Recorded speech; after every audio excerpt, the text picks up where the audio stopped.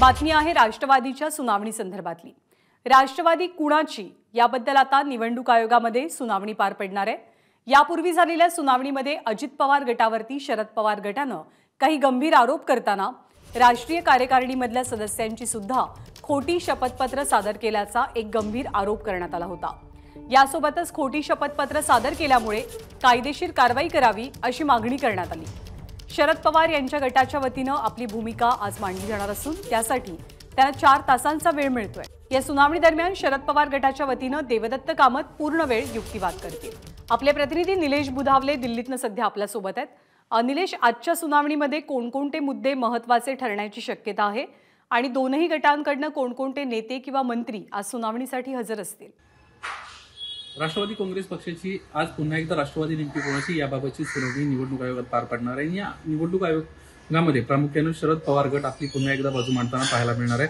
आजची ही शरद पवार गटासाठी शेवटची संधी असणार आहे। याआधी जर शरद पवार गटाच्या बाबतीत आपण जर पाहिलं तर शरद पवार गटाने खास करून शपथपत्र असतील, यासोबतच राष्ट्रीय कार्यकारिणीची जी नियुक्ती असतील आणि त्यामध्ये कशा प्रकारे गैरप्रकार झालेला आहे या बाबी प्रामुख्याने नमूद केल्या होत्या। आता संख्याबळाचा विषय येण्याची शक्यता आहे। नुकतंच जर आपण पाहिलं तर राष्ट्रवादीचे अध्यक्ष शरद पवार, खासदार सुप्रिया सुळे आणि खासदार अमोल कोल्हे यांना वगळून इतरांना नोटीस देण्यात आल्याची अजित पवार गटाच्या वतीनं माहिती मिळते। त्यामुळे आता या सुनावणीमध्ये शरद पवार गट काय नेमकी भूमिका मांडतो हे पाहणं महत्त्वाचं राहणार आहे। तर दुसरीकडे अजित पवार गट देखील आता सक्रिय झालेलं पाहायला मिळतं। अजित पवार गटानं देखील ज्या पद्धतीने शरद पवार गटानं नोटिसा पाठवल्या होत्या, अजित पवार गटाच्या वतीने देखील शरद पवार गटातल्या सदस्यांना अपात्र करावं यासाठी नोटिसा देण्यात आलेली आहेत।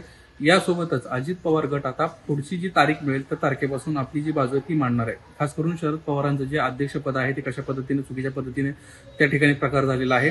यासोबतच ज्या पद्धतीनं अजित पवार गटामध्ये शपथपत्र बोगस निघाली, त्याच पद्धतीनं शरद पवार गटामध्ये देखील शपथपत्र कशा प्रकारे बोगस आहेत हे देखील मांडण्याचा ते प्रयत्न करणार आहेत। तर दुसरी आणखीन एक बाब, अमोल कोल्हेंच्या बाबतीमध्ये अनेक दिवसांपासूनची जी चर्चा आहे की अमोल कोल्हेनं अजित पवार गटाला शपथपत्र दिलेलं आहे, तर नेमके अमोल कोल्हे कुणाकडून आहेत याबाबतची देखील स्पष्टता आता काही दिवसात येताना आपल्याला पाहायला मिळणार आहे। आजची सुनावणी अतिशय महत्त्वाची आहे आणि आज शरद पवार गटाला तब्बल 4 तास देण्यात आले। निलेश, ताजी माहिती वेळोवेळी जाणून घेत राहू या सुनावणी संदर्भातली। तुर्तास धन्यवाद या सगळ्या सविस्तर माहितीबद्दल। एबीपी माझा, उघडा डोळे बघा नीट।